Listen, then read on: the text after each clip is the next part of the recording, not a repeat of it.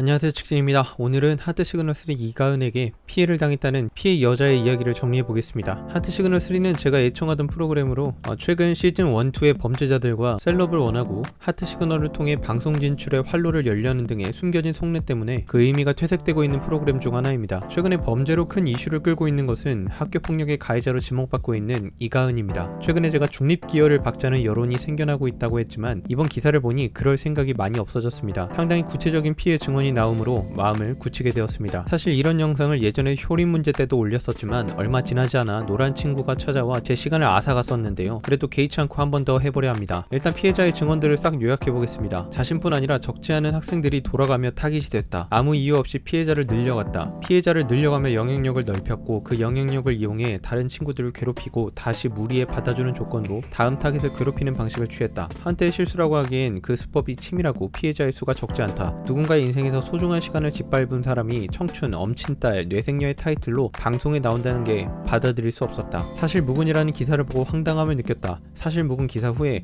하트시그널3 홍보 담당이라며 자신에게 연락이 왔었다. 기사 정정 요청을 하니 직접 먼저 대화를 나누라고 했다. 그 태도를 보고 무책임함을 느꼈다. 제작진에게 계속 항의했지만 내부적으로 얘기해보겠다는 말을 뒤로 연락이 없다. 공개 사과를 받고 싶다고 제작진에 얘기했지만 연락 없다. 이가은이 첫 방송 전날 직접 연락하고 싶다면서 연락처를 받아갔는데 연락이 없다. 20대 초반 때 동창회 일로 연락이 와 만나게 되었는데 옛날에 내가 너한테 왜 그랬는지 모르겠어 킥킥 라며 웃으며 가벼운 추억처럼 말했었다고 한다. 현재 상황, 이가은 측은 허위사실 적시 명예훼손으로 고소했으며 법적 공방이 진행되고 있다. 폭력이 사실 무근으로 기사가 나고 피해자인 자신이 가해자가 되었다. 네이트판의 글은 자진 삭제가 아닌 누군가의 신고로 임시조치 당한 이후 30일이 경과되어 모두 삭제됐다. 추가 글을 게시하지 않은 것은 잠수 탄 게 아니라 고소건을 진행하기 위해 변호사를 선임하고 증거와 자료들을 준비했었다. 현재 자신을 포함한 다른 피해자들은 각각 법적 공방을 준비 중이다. 자신의 단짝과 절교를 부추기고 친구들이 자신을 무시하게 만들고 10명도 되지 않은 외국어 분반에서 반 분위기를 선동해 자신을 유령으로 만들었으며 다른 친구에게 자신의 험담을 그 자리에서 실시간으로 했다. 직접적으로 자신의 엄마 욕을 하기도 했다. 여기까지 봤을 때 이건 너무 증언이 디테일하고 실제로 법적인 소송이 진행 중이면 방송에서 더더욱 조심히 대처했어야 하는 부분이 아닌가 싶은데 피해자가 방송사 측으로 2차 가해를 입은 건 아닐까 걱정되기도 합니다. 사실 아직 피해자라는 것이 확정된 건 아니지만 이가은이 편집될 시 방송 자체가 어그러지는 하트시그널의 특성상 법적 공방으로 길게 끌고 가려는 것이 느껴져 안타깝습니다. 실제로 예전 효린 사건을 다룰 때도 제가 증언이 너무 디테일해서 이건 빼박이라고 했었는데 그때도 효린을 응원하는 팬들이 제 유튜브 댓글에 저와 공방을 펼치다 효린이 찾아가 합의했다는 기사가 뜨고 나서 개눈 감추듯 대싹튀를 한 적이 있었습니다. 현재 이가은이 상당히 매력적인 걸크러쉬 캐릭으로 나오긴 하지만 이번 논란은 쉽게 잠잠해지지 않고 방송이 끝날 때까지 꼬리표가 달릴 것으로 보입니다. 학폭 논란의 경우 제 개인적인 느낌으로는 10건이 터지면 한 건 정도만 허위사실로 밝혀질 정도로 팩트 타율이 높습니다. 이번 건도 타율이 높은 쪽에 속할 사건으로 보입니다. 제가 만약 억울하게 학폭 누명을 받았다면 적극적으로 피해자라 주장하는 자와 연락해서 해결하려 했을 거고 방송사 측에도 전혀 사실이 아니라고 단호하게 얘기했을 겁니다. 수백 명이 악플 다는 것에 대응하는 것도 아니고 피해자라 주장하는 두세 명 내외의 사람들에게 이 정도의 대처밖에 할 수 없다는 현실이 좀 이해가 되지 않는데 그래서 중립으로 놓았던 기여를 피해자 쪽으로 살짝 바꿔놓고 법적 공방을 기다리려 합니다. 학교 폭력이든 뭐든 나쁜 짓을 했다면 그게 과거든 현재든 미래든 처벌받아야 합니다. 이상 직진이었습니다.